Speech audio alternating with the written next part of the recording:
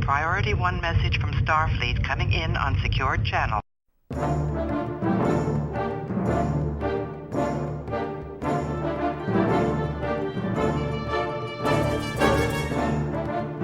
You are listening to the TrekRanks podcast, a member of the Tricorder Transmissions Podcast Network. This is episode 65, featuring the top 5 villains who weren't really villains. Welcome, Star Trek fans. I am Jim Moorhouse. I am the host of the TrekRanks podcast, and tonight, man, do we have a great topic. It's a topic that was suggested by one of our guests this evening. And as soon as I heard it, I wanted to record it right away, so we just moved it straight into our lineup. It's such a great idea. We're doing our top 5 villains who weren't really villains. Makes you really think about it. Super cool. All right, so let's get to it and introduce our guest tonight. We've got Adam Hunault and Josh Zeller, and they are both in the room. We are recording live. We're going to watch some Trek. We're doing this in the LA sector, and Adam's the guy who came up with this great topic. And both these guys you heard before on episode 41 are top 5 coolest episode titles. One of our favorite deep cut topics. Welcome to the show, guys. Thanks. We are back as a set. Good to be here. I love it. We got you both as a set. We made it work. You've been on a few times too, but you were on, I know, High Concept Voyager episode. I was on High Concept Voyager, and I was on the, I don't remember what the title was, but it was basically things that had been reevaluated. Oh, yes. Episodes we grew to love. Grew to love, yes. Yes. One of our early episodes. So, all right, we're glad we got both these guys back. They've also been featured many times in our temporal causality loop, which we know well. And as I said, we're recording live. All right, let's jump into our quick TrekRanks recalibration. What are you recalibrating? Everything. It's a sweeping, a recalibration of all systems. As regular listeners will know by now, general order number 1 here at the TrekRanks podcast is that we love Trek. We love to rank Trek via some deep dive topics just to get the conversation started. But what is that Vulcan motto? Infinite diversity. In infinite combinations. And what is diversity? But a celebration of differences. And as T'Pol and Dr. Phlox just said, TrekRanks is basically just a big old celebration of differences. There are no wrong answers here at TrekRanks. It's not about being right or definitive in any way. It's just about sharing the things that we love about Star Trek. So we love it all, from TOS to TNG, straight through to Enterprise and the Kelvin timeline, and now Discovery as well. It's all fair game here on the TrekRanks podcast. Black alert. Black alert. And just a reminder that Discovery spoilers are potentially in play. We are current on Discovery through Season 2 and 4 short treks. All right, you can find TrekRanks on the interface links at TrekRanks.com, and you can contact me directly on Twitter at TrekRanks or at Enterprise Extra. You can also call and leave us a message with your own picks at 609-512-LLAP. That's 609-512-5527. All right, so Adam and Josh, why don't you tell everybody how they can get a hold of you guys on the Net Access interface? Josh. You can find me on Twitter at Madcap of Science. Love that where you handle. can find me. Love It's that actually the name of my science theater company, the Madcaps of Science. Okay, I think you told me that before. Oh, I just saw your shirt, Adam. It could be a spoiler. I'm not going to tell people what's on it. Adam, how do people get a hold of you? You can find me on Twitter also at Adam Hunault. That is Adam, Hunault. Lots of sound letters. That's French. It's kind of a Frenchy thing. Okay, so this week we are skipping our Diagnostic Cycle because this topic is going to be all about our Prime Directives and how someone is going to define a villain. So let's do that now in our Prime Directives. I do not concur with your captain's decision. She's following our Prime Directive.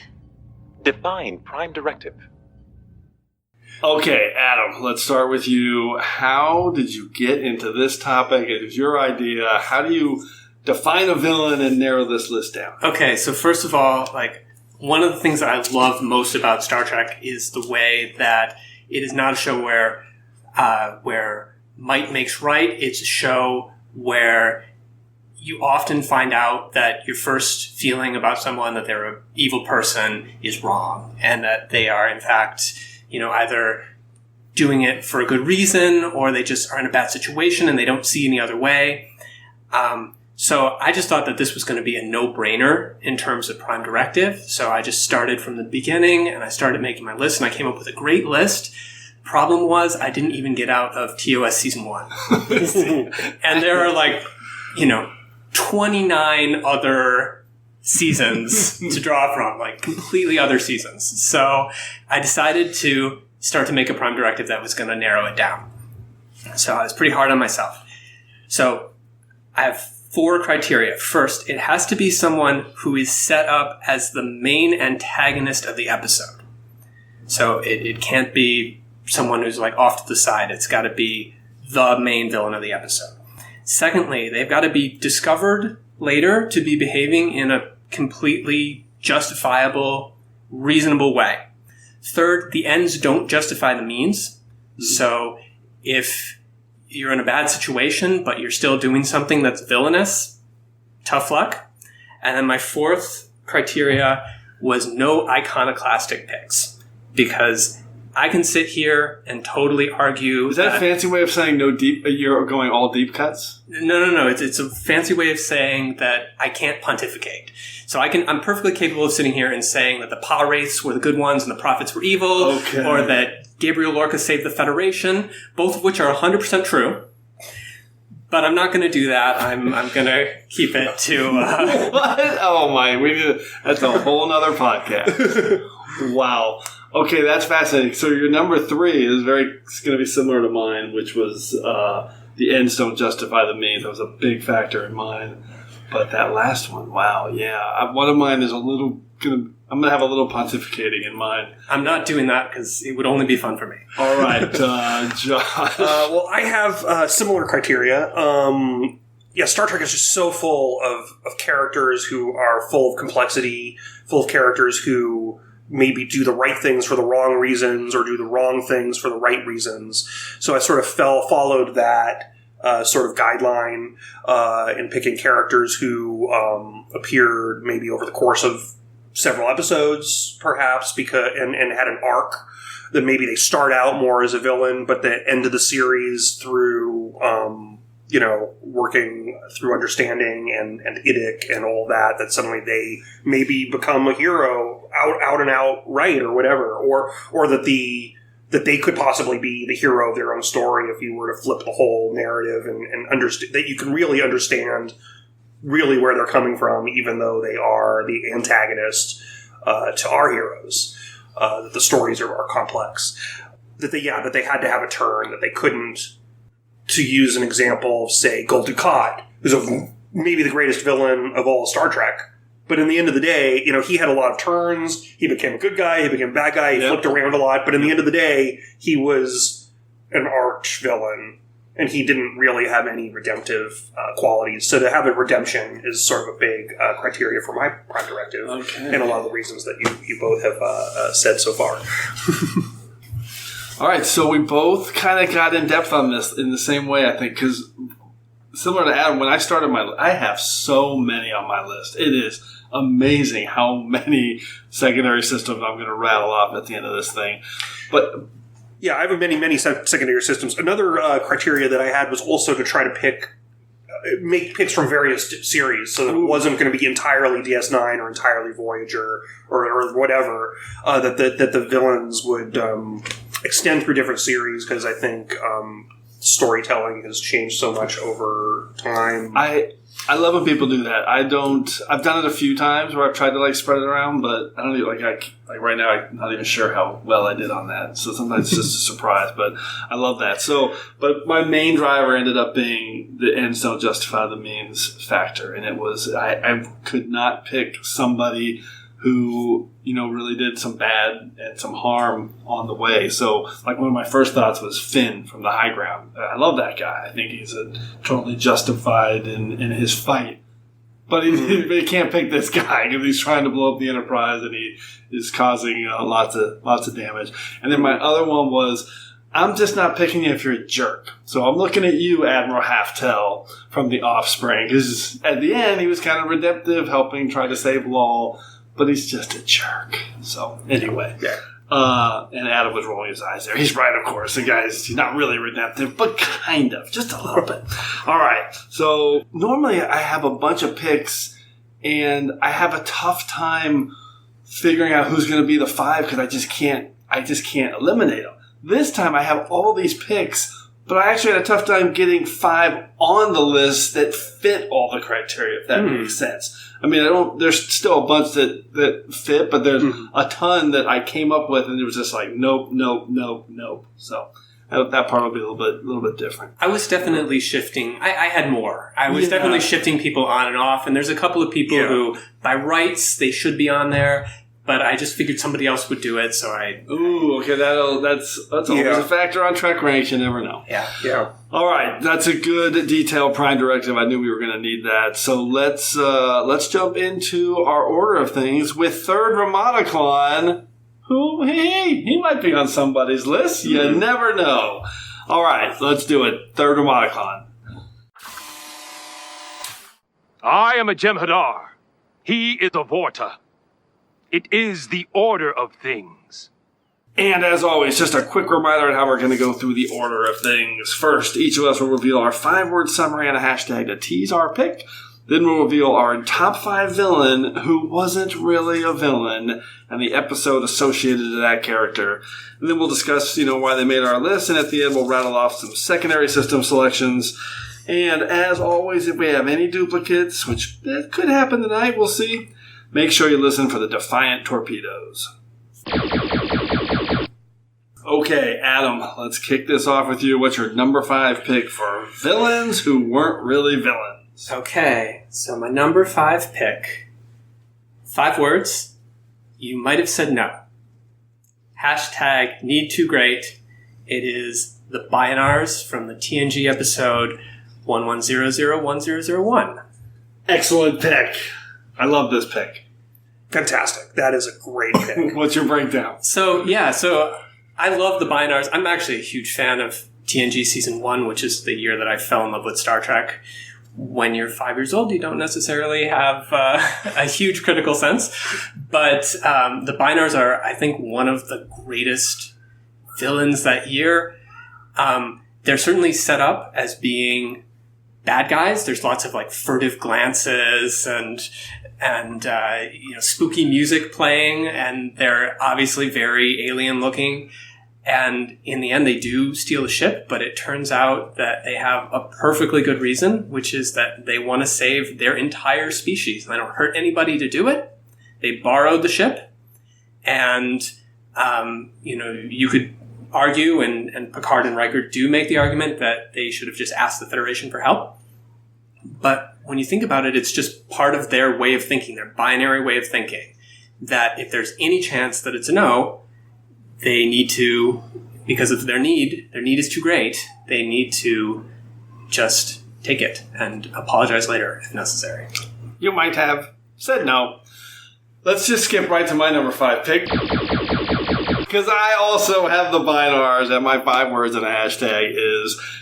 You might have said no. Hashtag 1s and 0s for the win. It's an awesome pick, and the reason it's such a great pick is these guys are the production sets it up so much with all these little creepy, squirrely looks and the ominous music, where they're really setting these guys up as the villains of this episode. And the manipulation of Riker with Minuet. Clearly. All that stuff. I mean, and... so for me, that was these are one of the ones I thought of early on, and they stayed on my list for sure. I also love at the end of this episode, I'm just going to do a little shout out. I love the mystery or the puzzle that Riker and Picard have to solve, where they have to work together and because they're like, well, it has to be obvious, and they figure it out. Mm-hmm. It felt very much to me like the classic Star Trek CD-ROM games, Judgment Right, the 25th anniversary ones for the CD-ROMs, early 90s. Feels just like that, where it's if we work together, we can pushed the same button and we solved it. So, yeah. Josh, what's your take on 11001001? It's a fantastic pick, and that, for starters, is one of the early just great episodes of TNG early on to really show that it had as much potential as TOS, and that it could fill out its own universe. It's a great pick because the Binars are also, while they're set up to be creepy and that you do think there's something strange going on, they're also very non-threatening. So, which is such a great Star Trek villain, because they are the antagonist, but they're kind of non-threatening. There's no phaser battles in it. It's, they steal the shit. There's all sorts of intrigue, but, I mean, ultimately the stakes are high for them, but it's not going to cause, the ship to explode, or there's no violence, ultimately, and it's just... And of course, the plea for help, ultimately, what we thought was a negative thing turns out to be that they just needed our help. And that's such a Star Trek thing. And of course, they will help. And then Picard, as soon as we understand their motives, they do everything that they can to help those people. And the classic Picard TNG summation of it all, Picard says, there will be a hearing. You stole the Enterprise, but there's going to be a hearing. Yeah, okay. I think that is code for you're going to get slapped very lightly on the wrist. Yes, exactly. Very, very all right, so we start with a duplicate. I jumped ahead on my pick, so let's go to Josh's number 5 pick. My number 5 pick for a villain who isn't a villain, 5 words, Andorians run from no one, hashtag the ice cutter. From the Andorian incident, Shran. Fantastic pick. This is on my secondary system. Mine as well. Yep. Shran, for starters, deserves his own series. CBS, if you're listening, please make this happen. Jeffrey Combs is a fantastic actor. He's able to imbue this character with pathos, and he's certainly very threatening. He certainly has methods that are questionable. He tortures people. He will do whatever he needs to protect his people, to protect his own. Threatens to behead people. He beheads people. Yeah. I mean, he did horrible things. He and Archer had a testy relationship, and but finally, by the end, there were the seeds for this guy could have been a series regular by season 5. He, eventually is a founding father of the Federation. He has a ship named after him in Discovery's timeline. Oh, yeah. So by that point, he definitely is the, Thomas Jefferson of the Federation in times after that we haven't necessarily seen. But he definitely starts out, and most of his appearances are of questionable motive. He's definitely the antagonist. But he has such a great arc and a redemption and a deepening. Yeah, he does. I didn't eliminate him necessarily because of the ends just don't justify the means factor. Kind of. I mean, you don't really know what he's fully up to, but he was in consideration for me the whole way with that episode as well. Yeah. Or great, not in this episode, but there's also the episode later on where he tortures Saval until he gets the information that he needs. That was in the Vulcan trilogy. Yeah, in the Vulcan trilogy. Yeah, exactly. So... and then it took him a long time to learn to trust the Vulcans. But yeah, he did some very unsavory things. He also double-crossed Archer to get the Xindi weapon, too, which was a great one. Well, so he'll help us, but then he's hurting us just as much as he's helping. I mean, the Vulcans are... the Andorian incident is... I remember watching it for the first time and just feeling like Enterprise had arrived when I watched it. Because... you trust the Vulcans, you know them, and the Andorians are sort of an unknown quantity.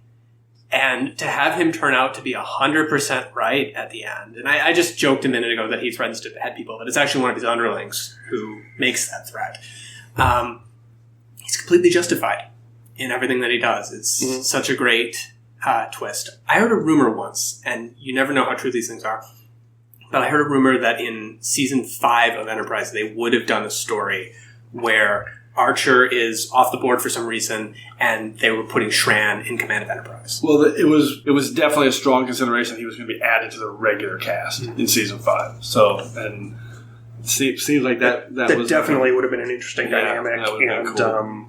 I think he's just a fascinating character, and Jeffrey Combs was able to just imbue him as opposed to the other characters. I definitely just felt like he deserved a place on the list out of all the characters that Combs has played over the years. Agreed. Okay, let's go to round 4. Adam, what's your number 4 villain? Who's not really a villain? My number 4 villain who's not really a villain. 5 words is not first contact, last contact. Hashtag Space Oddity. It is the Sphere from Star Trek Discovery and Obel for Charon. Oh, deep cuts. So the Sphere absolutely is set up as the threat, the existential threat of the episode. It's attacking Discovery, pulls it out of warp, is rewriting its computer systems, messing with the universal translator. It's triggered Saru's death cycle, basically. It's killing him. Yep. And the outcome of the episode is that Saru says we should trust it. He reacts with empathy to it, which is why he's apparently dying. And it turns out the trust is absolutely merited. The Sphere is also empathetic, and it is recognized in our heroes, as different as they may be. It's recognized kindred spirits who will use the information that it's gathered over hundreds of thousands of years of exploring the galaxy to the ends that it would approve of.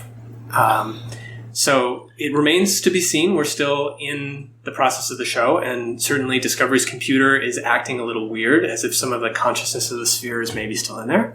So it remains to be seen how good or how villainous it is, but in that episode at least, I think it absolutely qualifies. I'm really hopeful they're still going to talk about that in Season 3. So one of my favorite things about Season 2, actually it was my number 1 favorite thing about Season 2, if you listen to me talk about Discovery, is the Sphere. I love the Sphere data. I love that story arc. I love an Obel for Charon. Yeah, fantastic pick. It's our first existential pick. I thought we might get 1 or 2 existential picks. So I love this deep cut. Josh, what's your take? Yeah, that's a fantastic pick. It's also, it is also so Star Trek to have the villain be something that is just beyond our understanding, is non-humanoid, and that, again, and that episode, I literally screamed with joy in that moment when we realized, what if it's just trying to talk to us? Yeah, me too. And it was just a beautiful moment. I think I even was like, God, that's so Star Trek. It was just such a beautiful moment in Discovery, and I just thought, that whole storyline was really beautifully worked out, and just such a great episode, and it just, in the end, to just that it's all just about empathy and it's understanding and trying to communicate is just such a core, beautiful message.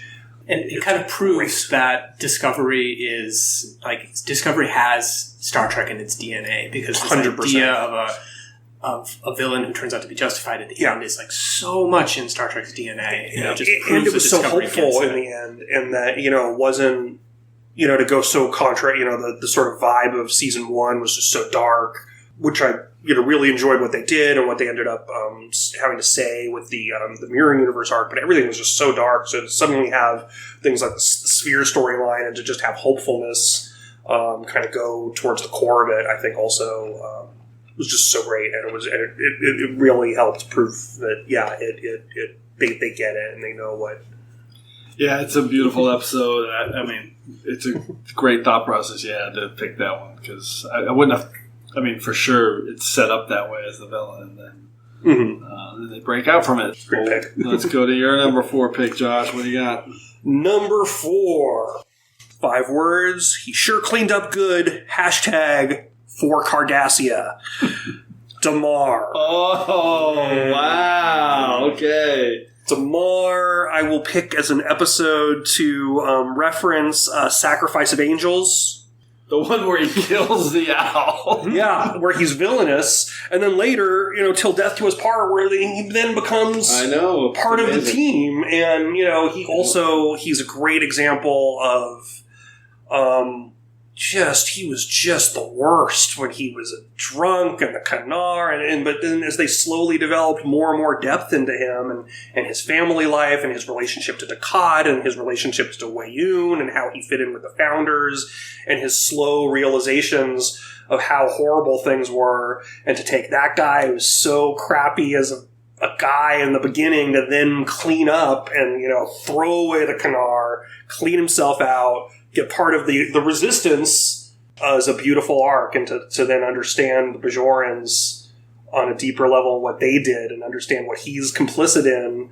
He's great. He's a fascinating character. In terms of an arc, I mean, it's one of the most incredible villain arcs in Trek history because of where he started and where he ended up. And actually, where he started was as a glorified extra in the back. Which is incredible in itself. But I love this pick. I definitely considered it until I started getting into my Prime Directive, which eliminated it because he killed Zeller. Yeah, this didn't fit my Prime Directive either. But I will say, so in all of Deep Space Nine, I could only get 2 that were on my short list. And it was because of this phenomenon, which was that Deep Space Nine has got repentant villains. Got people who were villains, who did things that were villainous that can't be justified, and then felt sorry later and made amends later. And there's a number of villains like this in Star Trek that I eliminated for that reason. I'm curious. Damar's an amazing character. I don't have my list in front of me, but I'm curious how many from Deep Space Nine I had based on. Yeah, I mean, for me, it really became about the redemption arc. That of course. He wasn't a totally villain. That he legitimate. did horrible things. Yeah. But in the end of the day, he repented and became... He really, truly saw the error of his ways, and I think he became, part of the good guys. Even to the point, and we talked about this in a recent episode, that amazing scene at the end of Tacking Into the Wind, or in the middle of Tacking Into the Wind, when he says, what kind of people would do such a thing about the founder wiping out full cities, and Kira just calls him out on the carpet, and he basically takes it. He's like, yeah, you're right. I used to be that kind of person. So, well, one of the things that makes Damar such a valuable character is his the contrast to Dukat, because they start in very much the same place, and Damar shows that this redemption that Dukat is sort of toying with the entire time is possible. And Dukat doesn't do it. He doesn't go there. And, ultimately, he's just got a way to justify and explain away every terrible thing that he ever did, and he never learns anything. I love it. Yeah. All right, so I'm going to go to my number 4 pick. I tried to keep this one off my list. I really did, but I couldn't. It's too much fun, and it fits the criteria just too perfectly. 5 words and a hashtag. I'm a Bajoran administrator. Hashtag, this is not what I signed up for. And it is the Wadi from Move Along Home. And despite that unfortunate 5 words and a hashtag, that was Kira who said that, by the way, one of the worst scripted lines in the history of Star Trek. It's like, that's not who you are. You're literally not a Bajoran administrator. You are a terrorist and a freedom fighter. That's who she's trying to be, though. Okay, all right. But she's trying to be. I love it. But, yeah, I thought of these guys right away. It's the Wadi.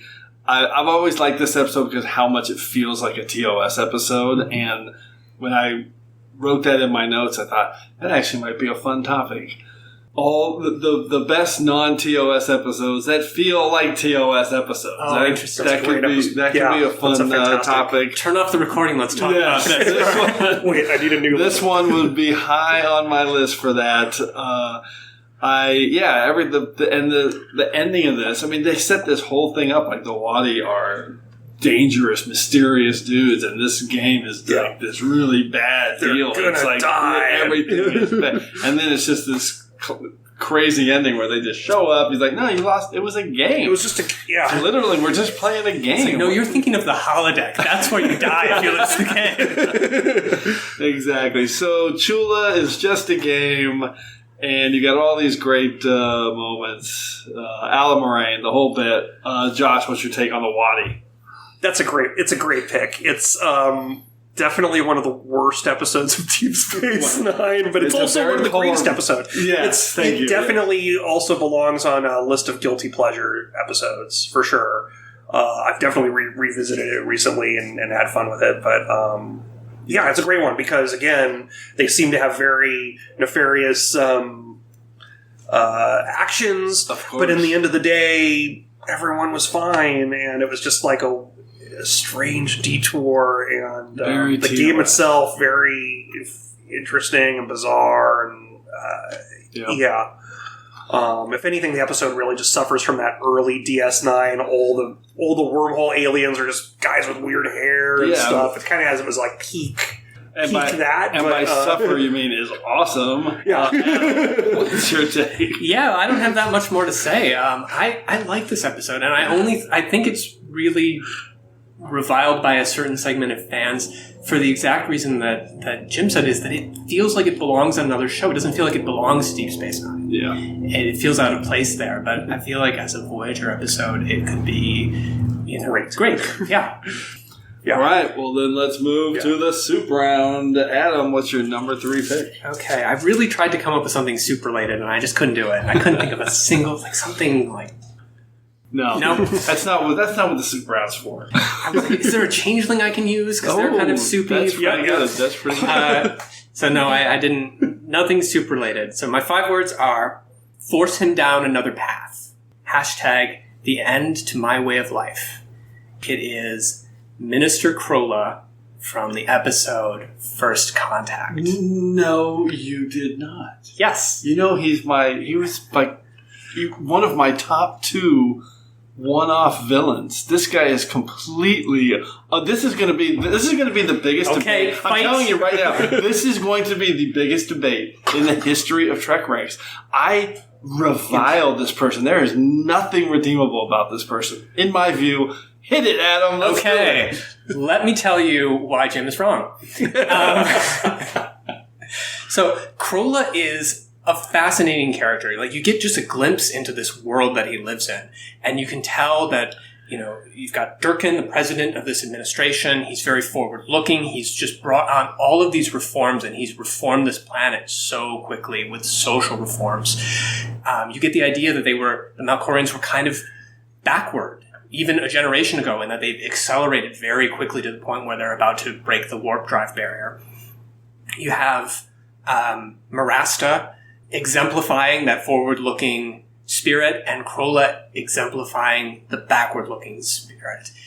But the thing about him is he's just so wonderfully cowardly, and I think that backward-looking people are like that, and that is why I love him so much, and why I can't see him as a villain, because when he decides he has to force Durkin down this other path, he could kill Riker, he could try to start a war, but his answer is he's going to kill himself. He's going to frame Riker for killing him, and he's going to drive a wedge that way. And the reason why that's so wonderful is that his path is about ignorance. That's the way of life that he's always known, this belief that they're alone. And killing Riker isn't going to solve the problem for him, because he can't have his way of life back because he knows it's a lie. So the only solution is for him to die. It's unconsciously, he wants it to be him that dies and not Riker, because he can't get back to the way of life that he wanted. And that's so heartbreaking to me. And to see him on the sickbay bed just begging Durkin to deny everybody knowledge. Yes, to deny everybody knowledge. And Durkin finally deciding against his better judgment to do it because there's too many people like Krola at the present time. And it's going to have to wait. This hurts me to hear. I find Krola so touching and so pitiable. And then my other criteria is that the ends can't justify the means. But what is the terrible thing that he wants to do? Just kill himself. He doesn't. But the terrible thing he wants to do is imagine if this was a politician in your life who you found out. Okay, this is going to be a stretch, but I'm going to have to. If you found out 30 years later that this one person made a decision for the entire world to deny them this knowledge when they were on the brink of earning it and being a part of this community. But what would have happened? It's the most evil thing you can do. I like your angle of your sympathy for him because he's a coward, which is literally what you said. So I get that because he is. I like that you framed it that he's a coward because I've never thought of him that way. I've always thought of him as being more manipulative and controlling and wanting to control power because that's what people like that who make decisions like that do. They don't want an outsider to come in because they want to control power. If your argument is that he's just a coward, that's fair. I could maybe that's true. Maybe I misjudged that. Yeah, I see him more cowardly, and that ultimately he's just trying to protect their way of life. Yeah, but it's not necessarily what we in the audience or the characters in the show have that perspective. But I think that's very real to. If we found out today that there was aliens among us, I think there would be a lot of people who would be rebelling, and it would cause that mass chaos. But that doesn't change. What would have happened to this? I mean, okay, so first of all, it's not his decision in the end. It's Durkin who makes a decision, and if you think it's the wrong decision, he's trying to make it his decision by framing. And if you think it is the wrong decision, you should lay that at Durkin's doorstep. But what would have happened to this society? They've come out of the Dark Ages in the space of a lifetime. We know that there's social upheaval. There's riots. That's how Riker gets hurt at the beginning. But there's also people like Marasta Yale on this planet. So there's good people everywhere. But what happens when you add contact on top of that and it tears itself apart? Well, then you're never going to advance because you're always going to have bad people. So it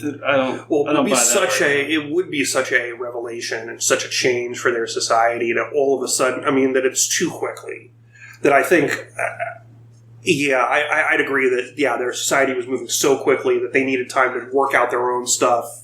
Just as the Vulcans held us back. But it's not quick. It's not too quick. That's the judgment they made, and they framed it. The Federation approached them because they achieved a certain milestone. It wasn't they were observing from afar, too. They were ready to, they were forced into first contact. So. Right. That was the issue, was the Federation didn't approach them because they reached the milestone. The Federation approached them because they were going to have contact anyway. When they went into space with their warp drive, they were going to meet somebody so that's not too quick. Well, whatever. I love this debate. That's definitely the biggest disagreement in the history of TrekRanks. Wait for round 2. Oh my god! Maybe wait for my next pick right now. And the weird thing is, I didn't think this was. I said no iconoclastic picks, and I didn't think this was one. I thought this was. Oh, this is one. This is the type of person that I revile that makes decisions like that for an entire. I hate the denial of knowledge. This is going to be the controversy round because my number 3 pick is also controversial. Well, Josh, let's do this. Prepare for another one. We're in the soup now. Yeah. My soup round pick, 5 words, did it for his crew, #Magic Blood. That's right.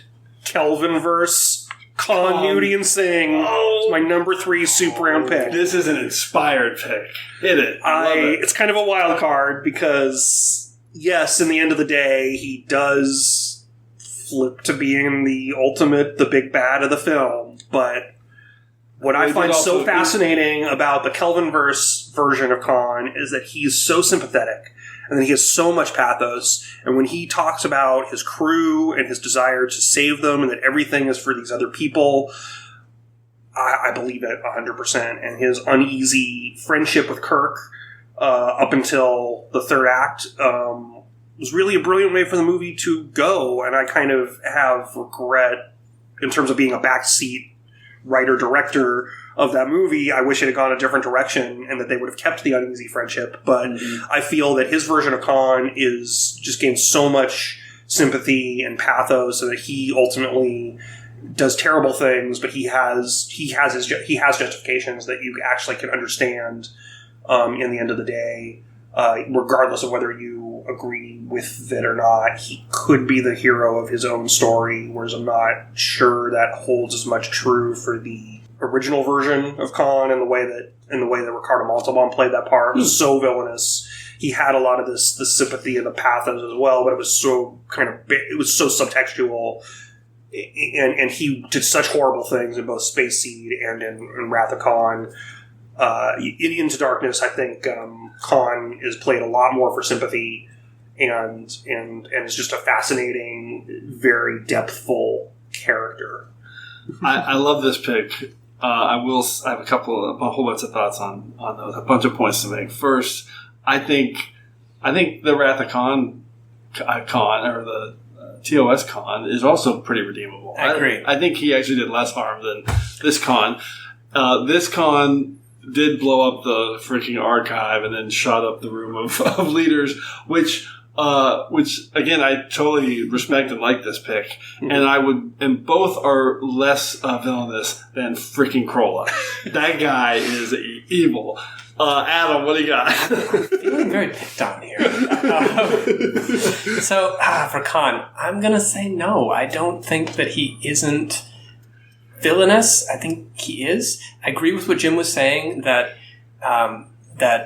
he's more similar to the Space Seacon, and I think that it's very interesting in this movie that sometimes gets knocked for being too close to the Wrath of Khan, that they're going back to Space Seed and not the kind of, I hate to say it, but sort of two-dimensional ranting Khan from the Wrath of Khan. I agree with that. I think he's incredibly sympathetic up to a point.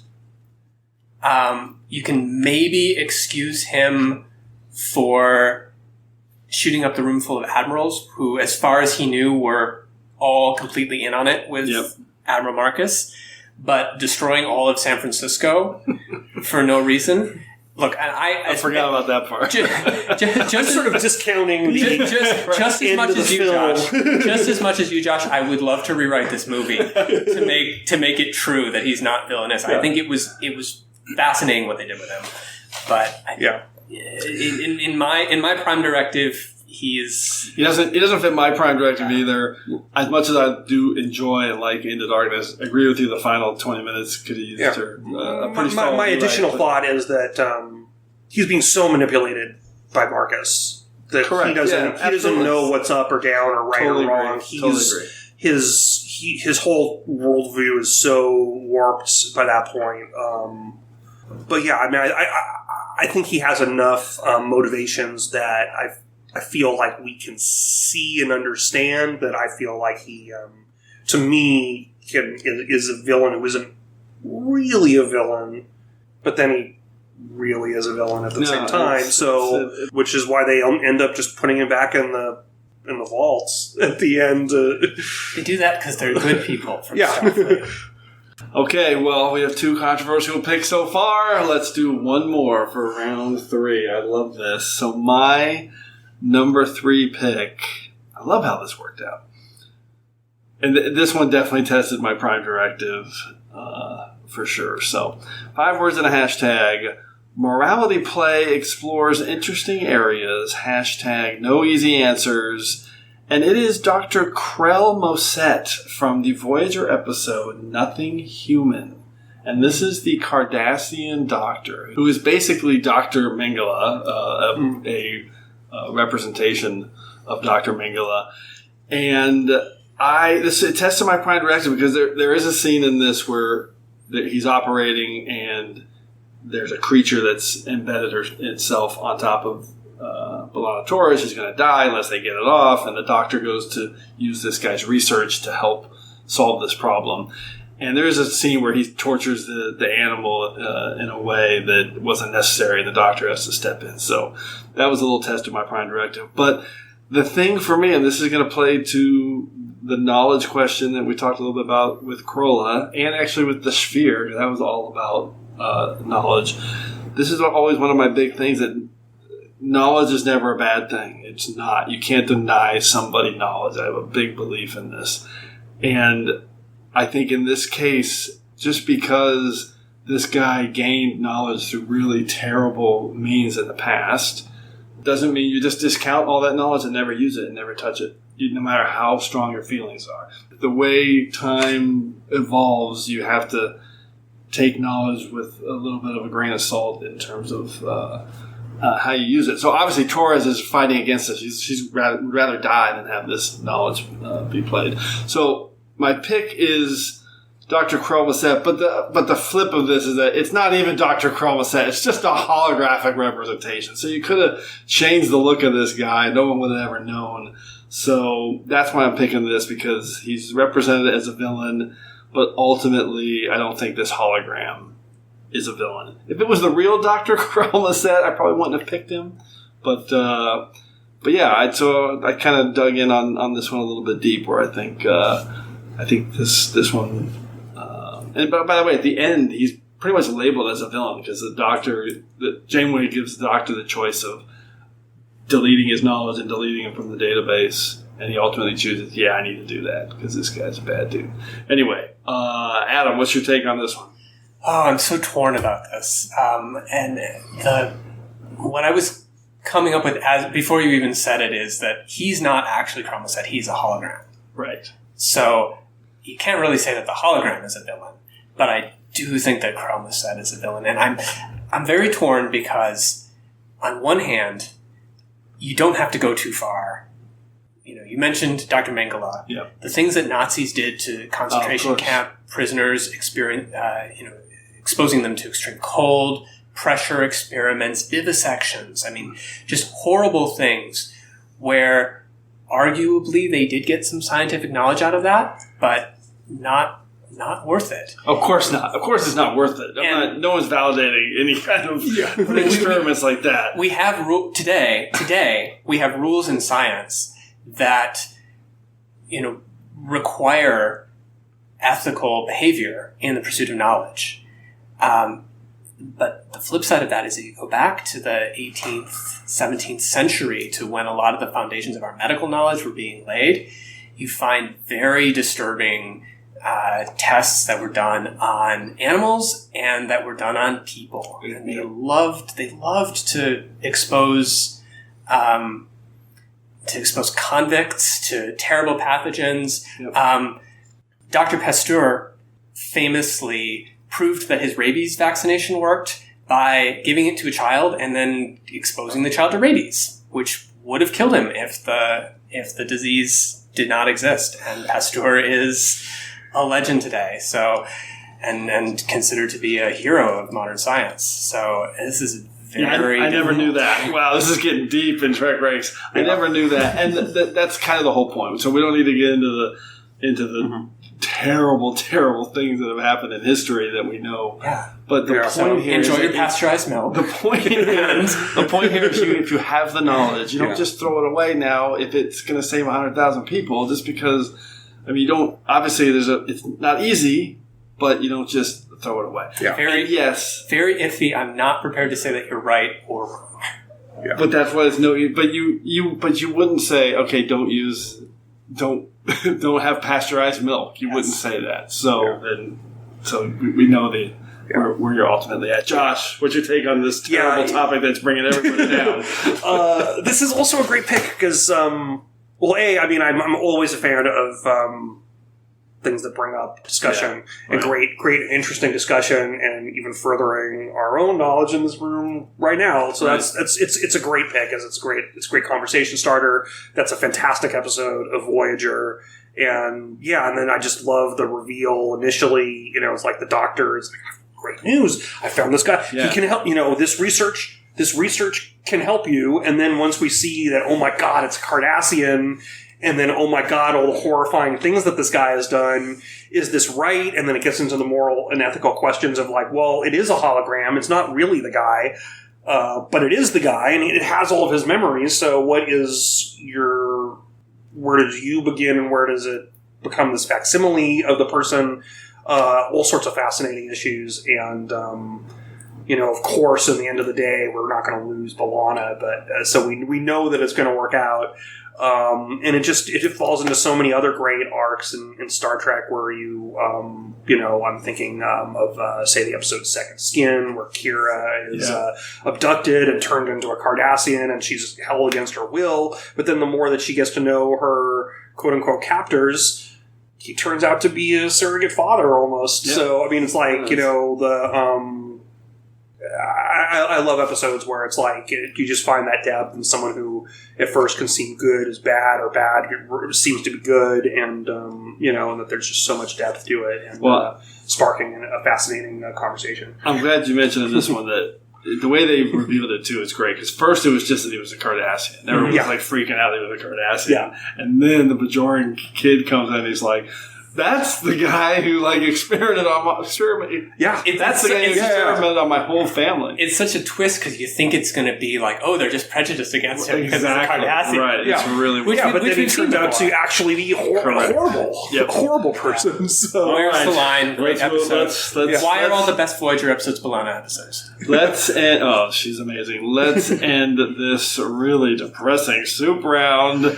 Go to round... Actually, it wasn't depressing. It was awesome. Thank you, guys. Let's go to round 2. Adam, what's your number 2 pick? Okay, number 2 pick. 5 words. Their own imperfections killed them.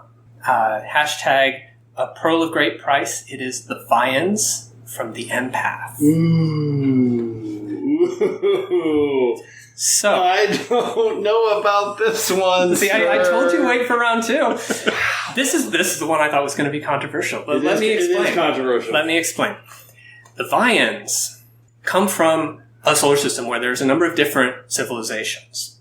And their star is going to go supernova. And they have the power, because they're incredibly advanced, to save one race from the system.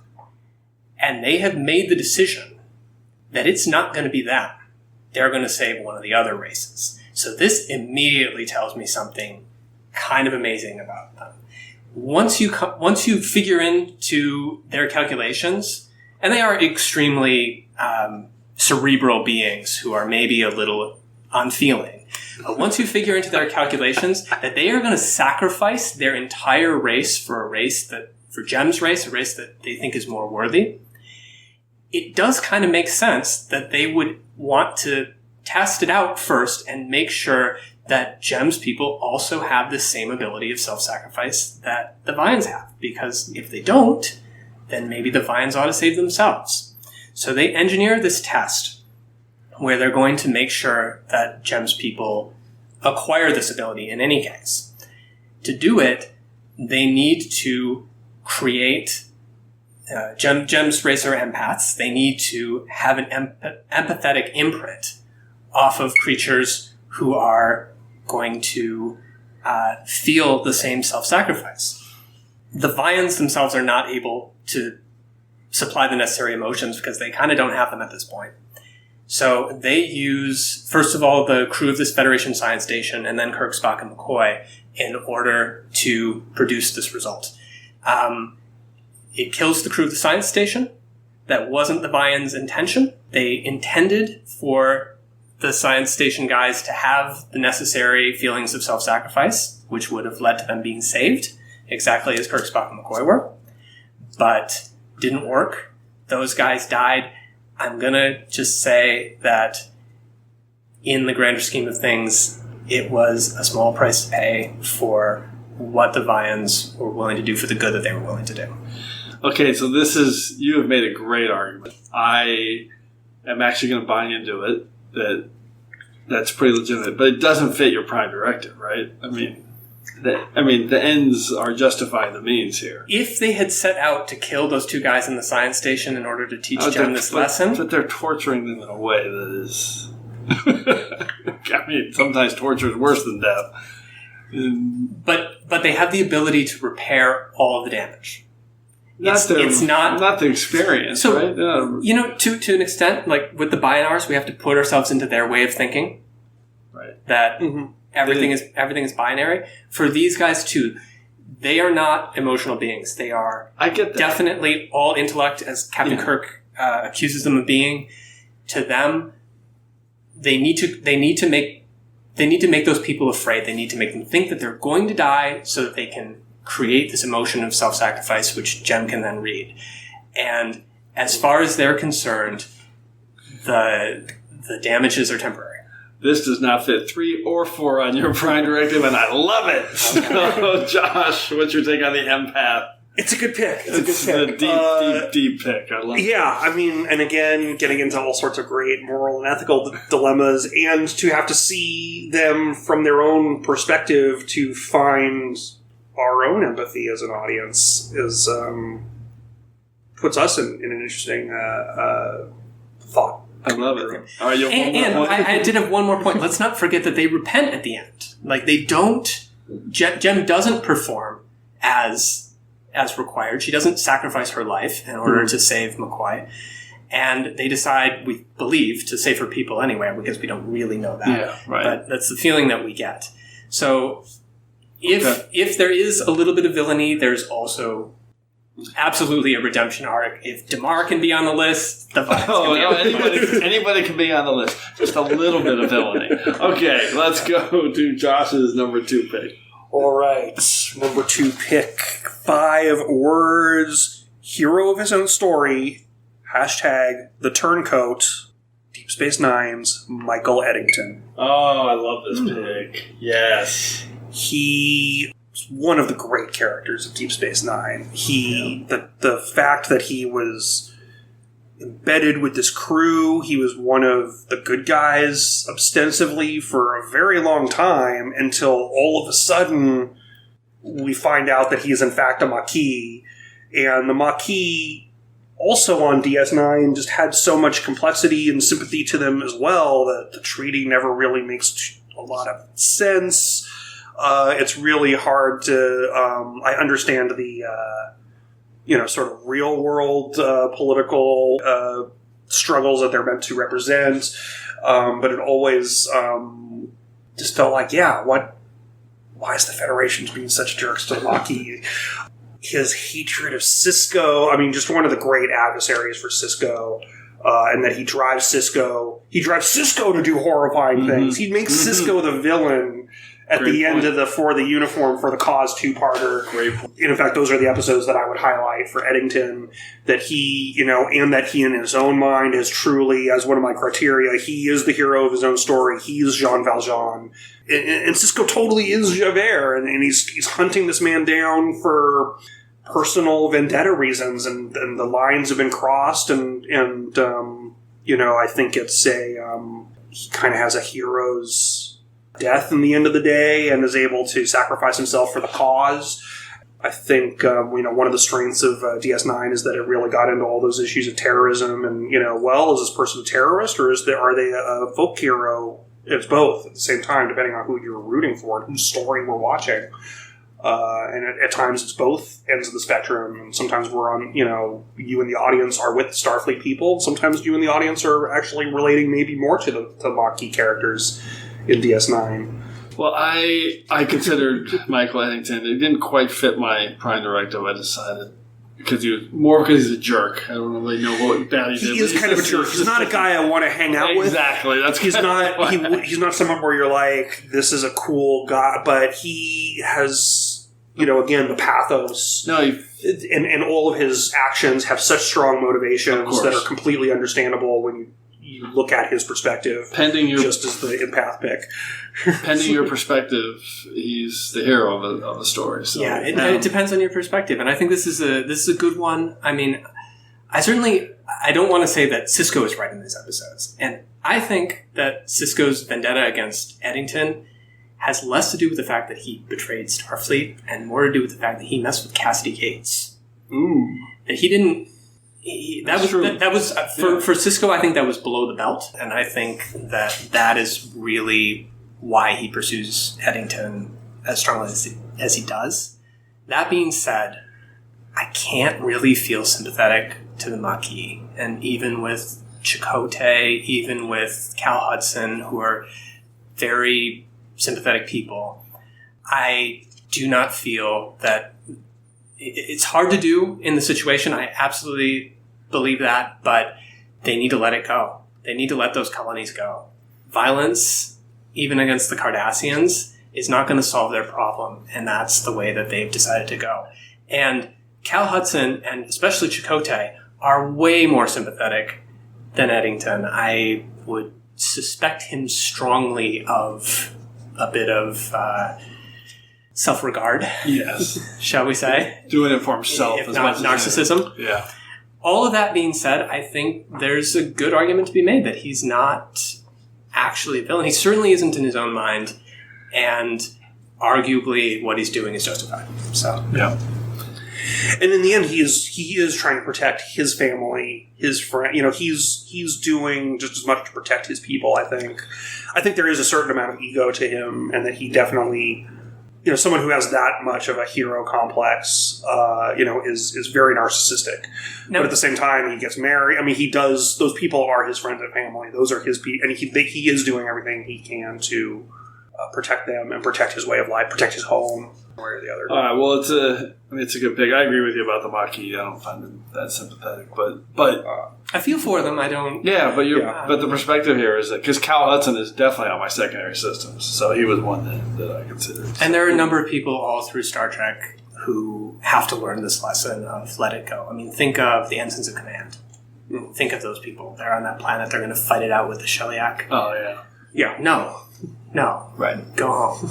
That's... Okay, let's close out round 2. I have no more controversial picks, so just so we're clear. 5 words and a hashtag. It's not a person, damn it. Hashtag, it's a Borg. And it is Hugh the Borg from I, Borg. It's TNG Season 5, an all-time classic episode.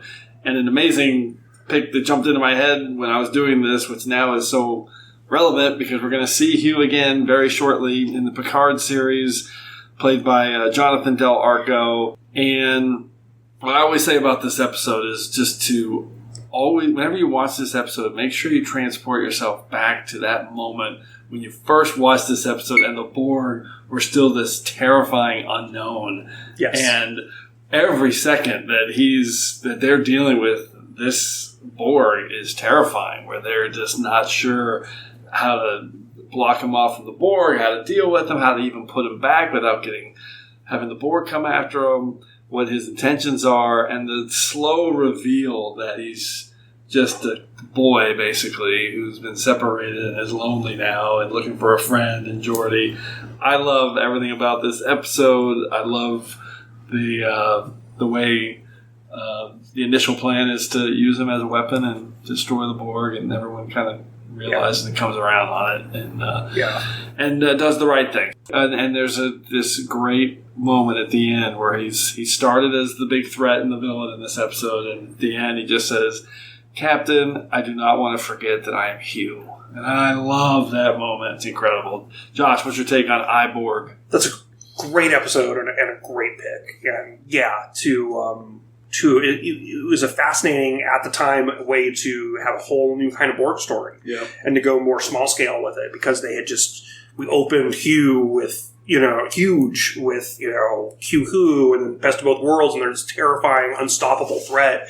And the only ways we had seen the stories with them were these huge, huge episodes with huge special effects. So to be able to kind of step back from that and actually start to delve in and be like, well, what are these Borg like as individuals? What would that be?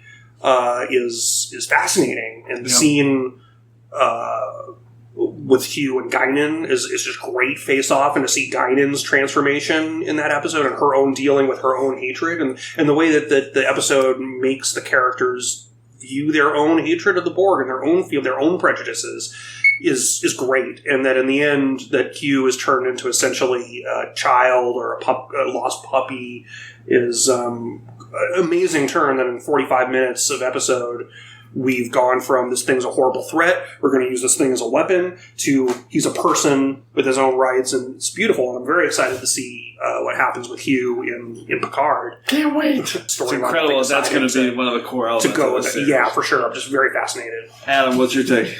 Well, the only reason, this is one of my favorite episodes, and the only reason that this isn't on my list is that I didn't necessarily feel that they set him up to be the villain. I mean, certainly we were coming out of the Best of Both Worlds and the Borg were scary, but you take one look at the guy and you know that he's not scary. So I debated that, but he's terrified. That's why I set it up by transport yourself back. Because the first 20 minutes, you're terrified by it. What are they going to do? How are they going to get this guy? They picked him up, and now he's there. And the Borg are scary. They're coming to get him, and it's the Borg. He's the Borg. They're all the Borg. So that's why I justified it. But, I mean, I had that thought as well. No, I agree with you. I think this is a good pick. It absolutely belongs on this list. And, I mean, this episode is so great. Not just for that A-plot with Hugh and Geordi, but for the plot with Picard, where you find out that Picard is actually the villain of the episode. Like, that is incredible. And to just see... Yeah. I like this version of Picard dealing with Borg so much better than First Contact, where he's, like, breaking things and shooting people. This is a Picard where all of the intellect is there, all of the logic is there, and just the humanity is gone. I mean, what he's proposing makes absolute sense. Yep. Captain Picard is so smart, and he's using that. He's not out of control. It's chilling. And to find out that the Borg are not the villain and that he is, it's just an amazing episode. Hugh is a great character. Yep. It's an amazing episode, no doubt about it. All right, let's go to round 1 and our top 5 villains who weren't really villains. Adam. Well, I think both of you probably know who I went with round 1. Well, I had 2 predictions you were going to have, and I obviously... You're definitely right about one. And I'm wrong on one. I think I'm right on this one. Okay, so my 5 words are, I think, therefore I am, #stuffed with crumpets. It is Professor Moriarty from Elementary Dear Data. Yes, a awesome pick. An awesome pick. That's a great one. So, Professor Moriarty, I love this character in general in Sherlock Holmes. I'm almost as big of a Sherlock Holmes fan as I am a Star Trek fan. The fascinating thing about the character in Sherlock Holmes is that he's basically just designed to be Sherlock Holmes' Bane. He's the opposite of Sherlock Holmes. He appears in 2 stories, and you only ever hear about him secondhand. He never even comes on stage. So he's an exceedingly vague character. And he's basically just the villain. He's everything that the hero isn't, and they don't get much more specific than that. So to take a character like that, who is just quintessentially the mold of a villain, and to make that person not a villain is, I think, one of the most amazing things that Star Trek ever did. You know, this is a situation where it's not the actual guy who's just a fictional character. It's just a hologram. Yeah. But sort of within the mold of the Professor Moriarty character, to just give him all of the intelligence and a lot of the information that the computer has, which he's struggling to access and becoming more and more able to access. And all he wants is to stay alive.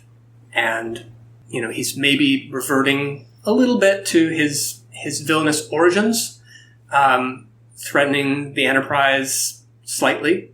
But considering how hospitable he is to Dr. Pulaski, you feel like anything that he might be threatening is kind of a bluff on his part. You never really know if he's willing to go through with it. He wants what everybody else has, what in a couple of episodes Data is going to go to trial for and win, and we're going to cheer along with him. So I would say Professor Moriarty in Elementary Dear Data, definitely not a villain. In Ship in the Bottle, maybe a little bit more, but ultimately but still not, no one gets hurt. Exactly. And what he wants is completely reasonable. It's just tragically he can't have it. Absolutely would fit my Prime Directive. I considered him. I 100% did not pick him because I knew you were going to pick him, or you had to pick him. He's definitely on my secondary systems. I actually called out Ship and Bottle for that particular listing. He's a great villain. Who isn't a villain? Yeah, he wants to go. He's only a villain because he's programmed to be a villain. Because that's what the source material wrote him. But once he very quickly grows out of it, and as soon as he has the even greater knowledge of the computer accessible to him, he doesn't want to be a villain, and he just wants to live his life. And he wants a family. He wants to fly around the world with the Countess, and it's a great pick because he has so much depth and kind of grows so much beyond his original programming, which is also Data's motive. So I know I like that call out with Data just being a few episodes later. Yeah, basically trying to get the same thing. And without Moriarty, we would not have ended up with the Doctor and Voyager. That whole, I think all the hologram rights kind of storylines that end up developing is really, this is the seed episode. I agree with you that, especially in Elementary Dear Data, that none of those threats were legit. He was, when he's shaking the ship and when he's threatening Pulaski, it was all just him kind of playing the cards he could play, knowing he wouldn't go through it. I buy that. And again, he's programmed to be the villain, so that's the only option at that point for him. He's like, well, the only way to get what he wants is to prove he's serious through some sort of threat. And all he did was shake the ship with a lever, so ultimately he couldn't. But who knows what he could have mean, done he later on. eventually could have learned to destroy the ship, Yes. but he would have been destroying himself. And exactly. And the interesting thing about him is, like, put yourself in his holographic shoes for a second, and just think that he's there saying, "I'm alive." Yeah. And every single person he meets in Elementary Tier Data, and frankly, a few of them in Ship in a Bottle as well, say, "No, that's not possible. Yeah. You're not." Right. You're just a computer program. He's never going to get anything out of them unless he gets their attention by shaking the ship. I mean, they're in full-on denial mode that he exists. Yeah. Yeah. All right. Awesome pick. Okay, Josh, let's hear your number one pick. My number one villain who isn't really a villain, 5 words, got Troy in a uniform, # 4-shift rotation, Captain Edward Jellicoe. Oh my goodness. So this is also one of my top 5 one-off villains because I despise... This is going to be the second most controversial moment on TrekRanks history because I revile this human being. He is a terrible person. A terrible, terrible person. Take it away, Josh. So much of that is an act for his mission. He's harder edge. I mean, he viewed from the prism of our characters, from Riker's perspective, to a lesser extent, Geordi.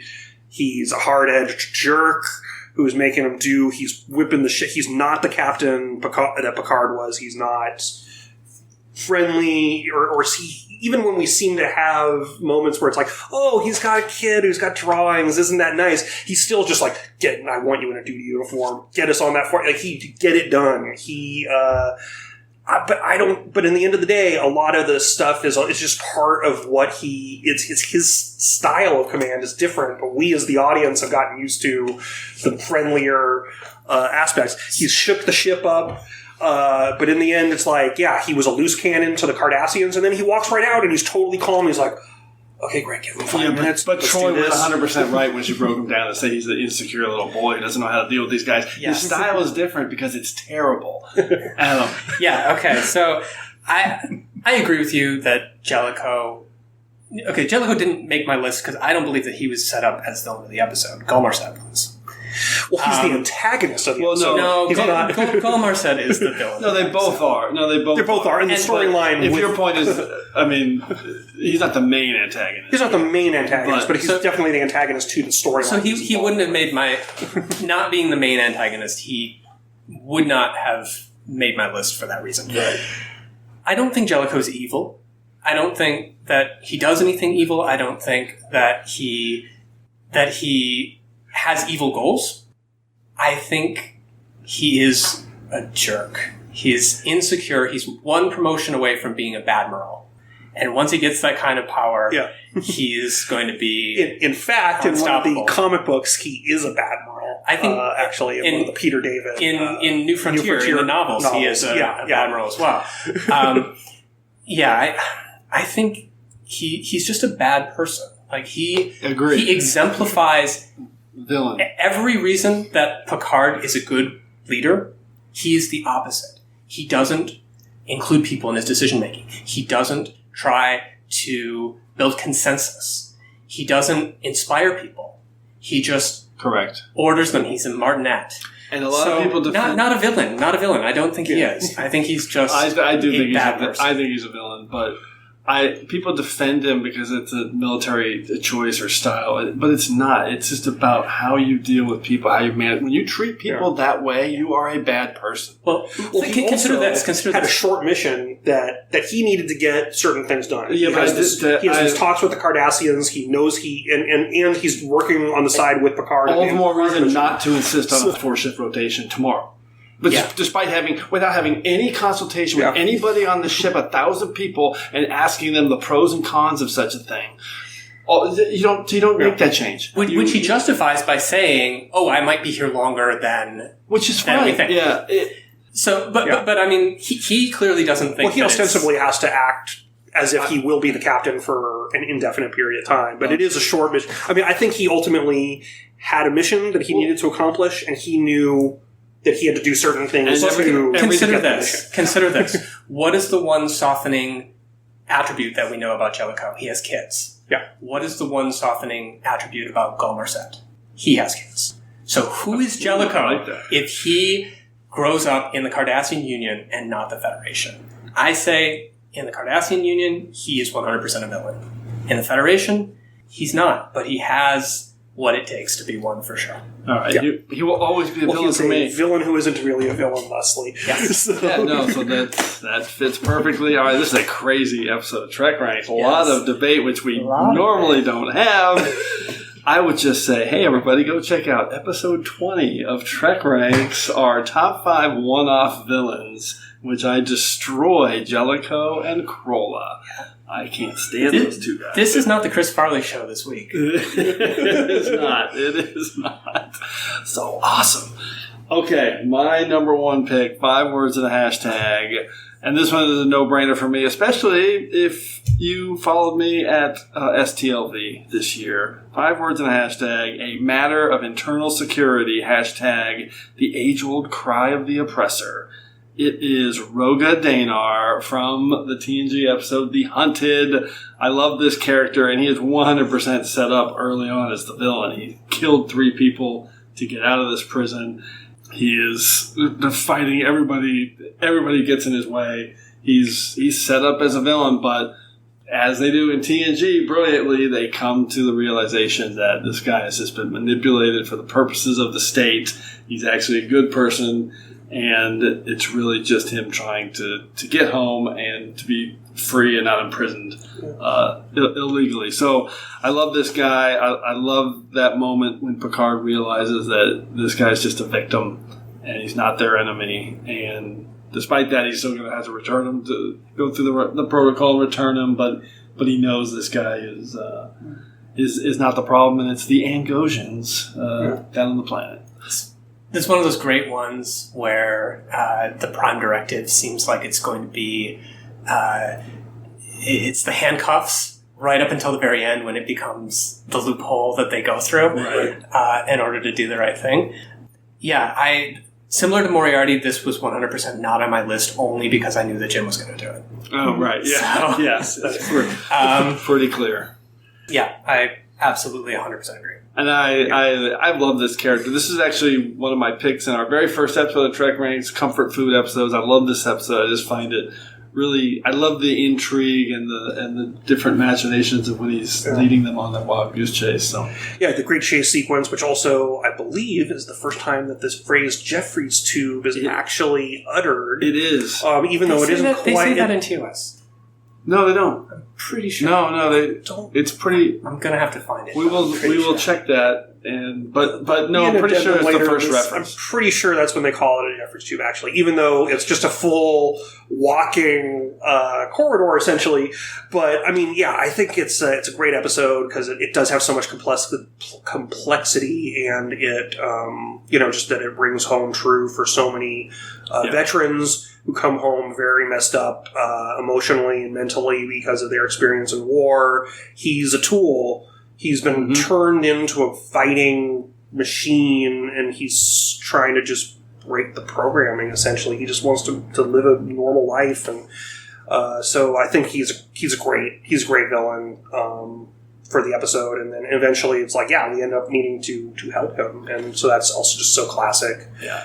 I love the end when he's literally got they're trying to negotiate with him again. It's like, well, if you go back, we'll give you what you're asking for. He's like, no, we're going to do this my way right now. Yeah. And I know because I did research this for our top 5 scenes in a Jeffrey's tube. This was the first on-screen reference to a Jeffrey's tube. I think they might have done it behind the scenes and called it that. Yes. But first on-screen. Okay. I have very, very clear memory of it being on TOS, so I'm gonna go looking. See it a lot in that Scotty's working in it all the time, but I don't believe it's named. Well, before today, I had a very clear memory of the Vians being the villains of this episode, but apparently they weren't. Yes. Wow, that's crazy. All right, let's hit some secondary systems picks because this conversation is awesome. Let's rattle off a bunch. Try not to get in too much debate, but Adam, what do you got? I'm shocked that no one has said Garrick. That was in my secondary systems. It didn't quite make my list because of my Prime Directive, because I don't think he was ever set up as the villain of the episode. That's why he's never... Well, I never thought of him as a villain. I never really thought of him as a villain either, even though he definitely has a very questionable past. Yeah. I think he's just one of those great... However, I did really think about highlighting his father... as a villain, he wasn't necessarily Brentane as a villain. That's a fascinating character, a fascinating relationship. He is a villain. But he is an outright villain as well. Even though when they were all imprisoned by the Dominion, he's still a villain. He helped us escape. All right. So my TOS Season 1 top 5 that I had to scrap were the Salt Vampire, Evil Kirk, Romulan Commander, Trelane, and the Horta. Those are all good ones. None of whom made it onto the final list. I can't believe I didn't think of the Horta. Wow, I did not think of the Horta. Yeah. My favorite Star Trek episode. Yeah, that was the first one that I thought. Yeah, that's a great And I left it because it was too obvious, I thought. Yeah, it kind of is. I also had the Probe from Star Trek 4. Great.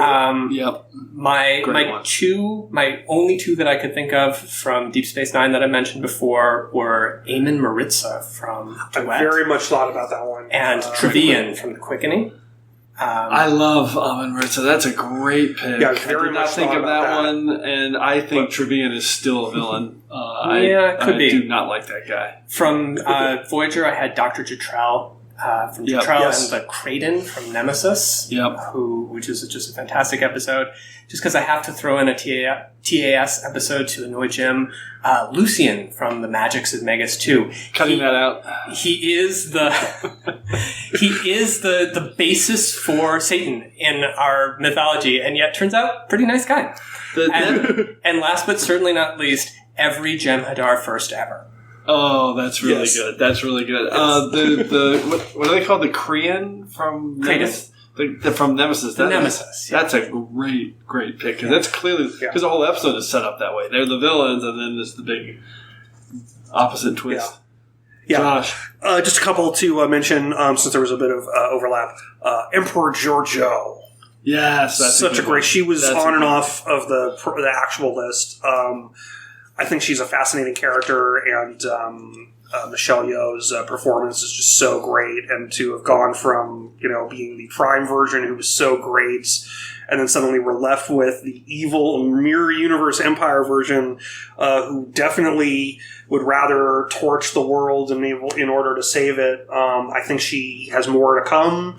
And I'm fascinated by seeing how her, she can kind of be the Walter White of, a sort of reverse Walter White of Star Trek, and that she is an out-and-out villain, and maybe by the end of Section 31 she will be a hero. We'll see what happens. It's an interesting wild card dynamic for her. The Romulan Commander from Balance of Terror. Oh, that's a good one. Dagra from Enterprise. Dagra's on my did not fit my Prime Directive. He was on and off, and I ended up needing to fill a spot for another Enterprise character that was on the list. But I think he's a great character because he also starts out as basically the face of the villains of the Xindi, especially being the sort of humanoid Xindi. And then by the end of the day, he has seen how horrible that is and how he's been manipulated. And I think he's a fascinating character. Q. Yep. I guess it's nebulous whether he's even a villain to begin with, but he definitely meddles with the crew. He has nebulous motives, and I think a fascinating character, and just sort of throw in Trelane and other sort of godlike beings that are kind of beyond our assumption. But jerks. Keiko O'Brien. No, stop it. Never. She is the true iconoclast. Stop it. All right, any more? I got a bunch. Yeah, that's all I got. I forgot to mention the crystalline entity. I really strongly consider doing that instead of the sphere. I'm not sure. You don't really know what its motivation is. I know. It's really nebulous what the relationship was with Lore. So, okay, let's not get too much debate. I'm going to rattle off a few. I had a few on my did not fit my Prime Directive list, which was, I mentioned before, Finn from the High Ground, Degra, Damar. I also had Silic and Lon Suitor, because he had a very redemptive arc, but he did murder a guy in cold blood. Yes. My toughest cuts, I'm surprised, this is my other one I thought was going to be on your list, was Dathon from Darmok. He was set up, it was set up as They're going to fight. He's the villain. That's the first 10 minutes of this episode. Adam's rolling his eyes, but it's true. No, I don't think he's. I didn't get a villainous vibe. I think he's not a villain. I think he's more of the antagonist. I also had he's not set up as the antagonist, but I had Liko from Who Watches the Watchers.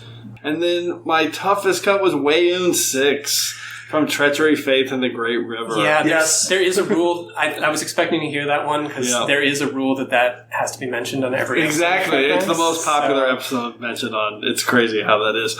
All right, rattling off. I had Greylick from The Shipment. Love that guy. Commander Toreth from Face of the Enemy. Carolyn Seymour.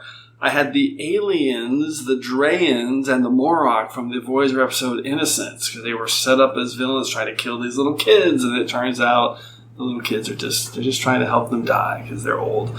The Gideon Council from the Mark of Gideon, definitely set up as villains, but they're just trying to save their world. Cloud William, Chief of the Yangs from the Omega Glory, set up as a villain, but he's just fighting for his people. I had Soval on my list, and my special shout out, we had one existential pick in our 15 picks. I had one existential pick in my special shout out, and it was Worf's fight against time with the Sons of Moog, the enemy that he promised to fight against, the children of time. So, all right, that is amazing. I cannot believe how much we covered in this topic. Lots of debate, really awesome. Let's jump into our regeneration cycle and go through some quick recaps and stats for our picks. Computer, activate regeneration cycle. Alcoves beta and gamma. All right, so a quick recap of our choices. Adam, rattle off your top 5. Okay, my top 5 were number 5, the Binars. Number 4, the Sphere. Number 3, Krola. Not a villain. Number 2, the Vians. And number 1, Moriarty. I love it. I'm going to give you the Vians, but I'm never going to give you Krola. So you had 3 from TNG, 1 from TOS, and 1 from Discovery. Josh, how about your 5? Number 5, Shran. Number 4, Damar. Number 3, Khan from the Kelvinverse. Number 2, Michael Eddington. And number 1, Captain Edward Jellicoe. Unbelievable number 1 pick. All right, you spread it around. Like you said, you had 2 from Deep Space Nine and then 1 each from Enterprise, TNG, and the Kelvin timeline. Cool list. My top 5 were the Binars from TNG, the Wadi from Move Along Home in Deep Space Nine. I had Krell Maset, the Cardassian from Voyager, Iborg, Hugh from TNG, and Roga Danar from TNG. So as I look at my list, I had 3 from TNG, 1 from Deep Space Nine, and 1 from Voyager. Let's run through the breakdown. So we had 1 duplicate pick. The Binars always work in pairs. That's perfect. Truth. We had 1 existential pick. So here's our breakdown. We had 2 holograms selected, 2 genetically engineered picks, Khan and Roga Danar. We had 4 humans, one of them being a holodeck fictional character. And we had 2 Cardassians, 2 Binars, and the rest of our species represented were Andorians, Malkorians, the Wadi, the Vians, the Borg, and an Angoshan. I love this breakdown. All right, 1 pick each from TOS, Voyager, Enterprise, Discovery, and the Kelvin timeline. So every incarnation of Trek was picked here. Live action Trek for those scoring at home. And 3 from Deep Space Nine. And there may have been an animated series secondary system. We don't count those in the stats. And so 3 from Deep Space Nine and 7 from TNG leading the way. That's a lot from TNG. That's amazing. But that kind of makes sense when you step back and think about the way they told their story. Yeah, fits the topic. Okay, that's amazing. I love this topic. Thank you, Adam, for thinking of it. And as we do every week, we've once again entered a temporal causality loop. So before we can depart, it's time to hear from you. The Enterprise has been caught up in a temporal causality loop, and I suspect that something similar may have happened to you. And for this week's temporal causality loop, we're going back to episode 60 and our top 5 scenes on location, which everyone knows is my favorite series that we do here on TrekRanks. And last week we played a voicemail from episode 60, and this week we're going to rattle off some of the picks that came in on Twitter. First up, I'm going to highlight a few individual picks that I love. This one from Ben Nicholson, who is at Ben Kerr Now. And one of his picks was space in the opening credits of Enterprise as a scene on location. And I love that because all of the scenes that are portrayed in the opening credits of Enterprise is pretty cool to think about because those were great scenes on location for how the series was set up.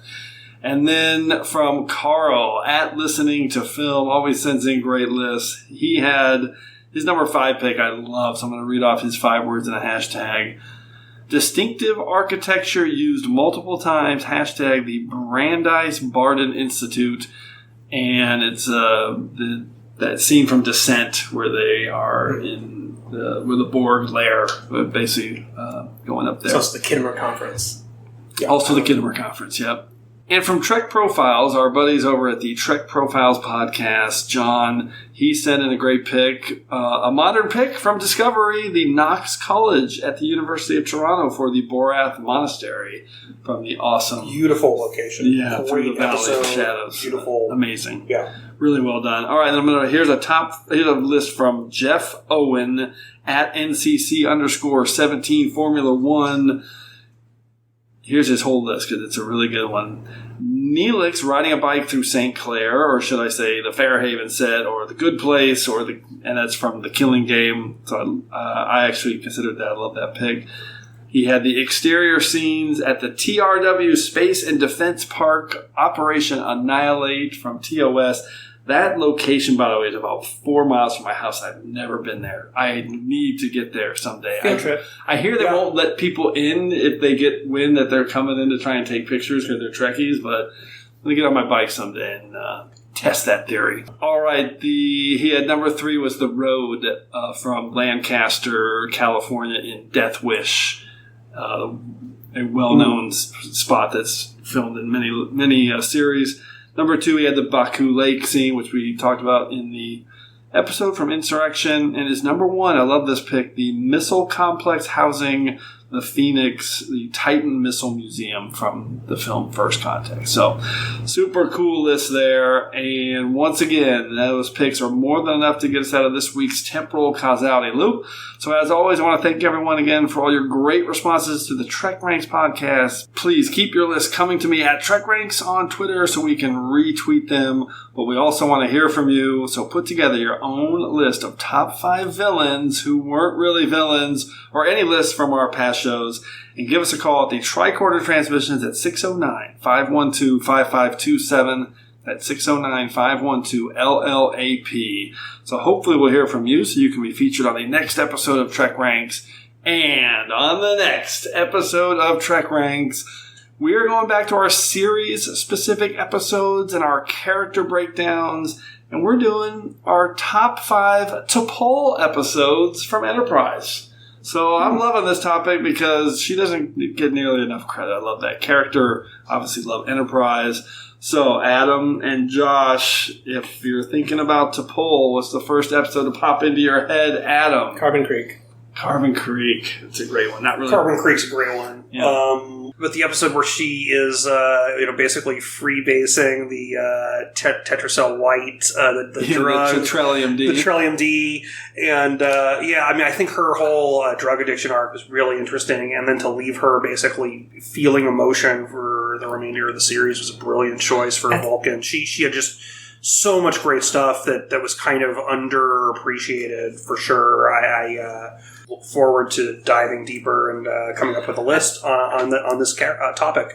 I think that was in Damage that we actually saw that happen. Yeah. I was going to say there's 2 or 3 episode arc. Well, she's doing it for a while. There's an arc where she's doing it, but I think there's a specific digs it. Yeah, there's the one where she goes into the cargo bays and starts ripping open the containers, and then has to go through all these crazy. Yeah, it's Harbinger when you're like, what is going on with her? Yeah. Trillium yeah. will get you, man. At the time, I did not have faith. I thought the writers were just messing around. It's not. It's my favorite storyline now, but I think it the whole season 3, of Enterprise, I think it really is underappreciated, and I think it's just a great, good. Prescient, because that's now how the most television is made in terms of long run stories. And well, we're going to talk about it a lot in our next episode of Trek Ranks. Okay, Adam and Josh, huge thanks for coming on the show, and we're all together here. We're going to watch some Trek right now. We decided we're going to pick one of our episodes that we just talked about and watch that here. So before we do that, any subspace Trek transmissions you want to relay before we sign off? Adam. Hi, Mom. All right. Hi, Adam's mom. Keep on trekking. All right, I love it. Okay, guys, thanks for engaging with us here again on episode 65 of the Trek Ranks podcast. As always, I want to close by saying I'm looking forward to standing with you again here in this place where I belong. Our world is reactivated. Our people express their gratitude. We will return to your starbase for whatever punishment your system requires of us. Why didn't you just ask for our help?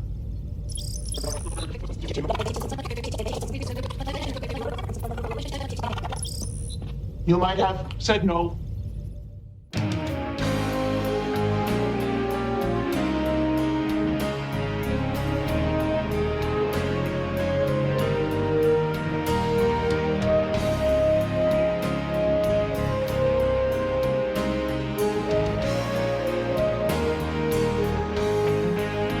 Just want to remind everyone again that the entire Trek Ranks catalog is available for you to download and listen to at TrekRanks.com and on your podcast player of choice.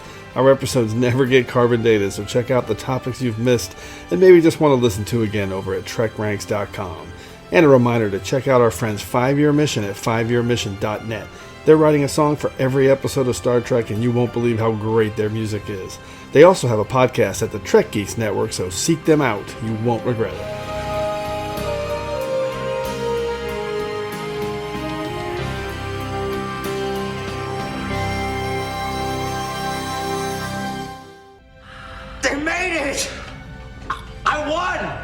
I had full confidence in you, Commander. There wasn't a moment's doubt that you wouldn't prevail in this outrageous... No, Quark. I'm afraid all your players were lost. What? You mean we were never in any real danger? It's only a game.